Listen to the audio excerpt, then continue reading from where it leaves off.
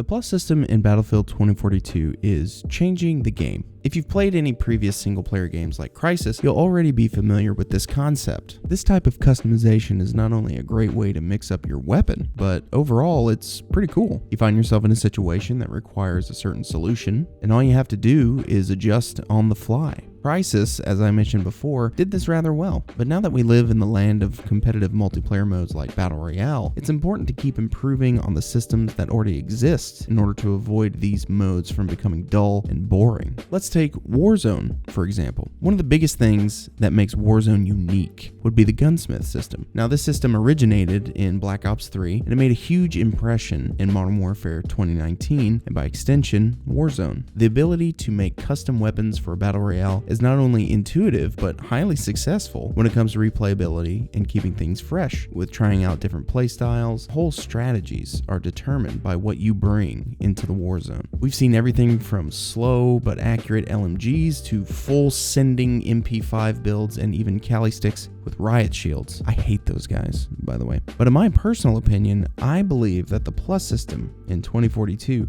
is going to leave its mark in a big way when it comes to certain shooters. It's almost a 180 from Battlefield 5's weapon customization. Instead of individual attachments, you just get this little skill tree and have to make fairly unimportant decisions about how your weapon will handle by unlocking them over time and buying them with in-game currency. It's not very ideal, if you ask me. The plus system throws all this out and gives us back full customization. In some of the recent footage that has been shown off, you can see that, in a way, the customization screen resembles that of Call of Duty Warzone. Now, there's plenty of other games that are similar to this, but I choose Warzone specifically because Battlefield is going to be dealing with a similar competitive game mode. I'm talking, of course, about Hazard Zone. Is Hazard Zone going to beat Warzone? I doubt it, but I think that the game mode will be solid overall. Either way, we seem to get more than just a copy-paste here with both Hazard Zone as a game mode and the plus system. The plus system lets you choose up to 3 attachments for each category, as far as I can tell anyway. Sometimes you see weapons that don't allow things like an underbarrel attachment, but that could just be an unlock requirement, so we won't know that for sure until the game comes out. With 3 attachments in each category, you're looking at a lot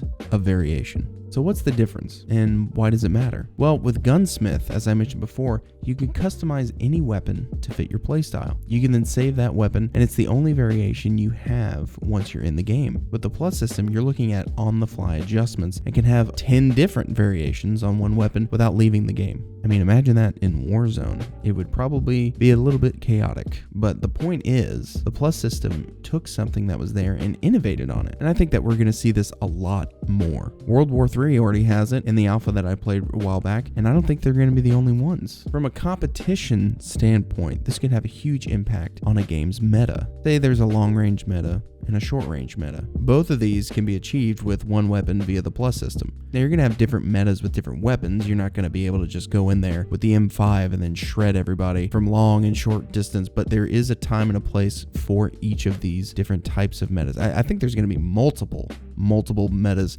that you can take advantage of using this system, is basically what I'm trying to say. I think that with Hazard Zone, if it is a success, this is going to be one of the key things that separates it from other competitors. So once you extract from the Hazard Zone, you'll be able to purchase things for your loadout, and I'm assuming this includes attachments. So you're not only looking at extensive customization, but extensive customization that matters. Do you spend money on heavier rounds or a bigger scope? You've already got close range attachments. Do you invest in long range attachments or double down on your current build you've got going and improve your options for short to medium range engagements? These choices are going to matter when dealing with high stakes gameplay. If you lose, you're going to lose your loadout, so choosing carefully is key. And with so many options, it's going to make things very interesting when you think about squad dynamic. I mean, just take a look at this tweet from Temporal over on Twitter, breaking down the recently revealed GVT 4570. And with these, you can change this from a long-range suppressed lever rifle to a close quarters, armor-piercing heavy hitter. And you can change that in a matter of seconds. And that's what makes this system so interesting. And it's what's going to make this new mode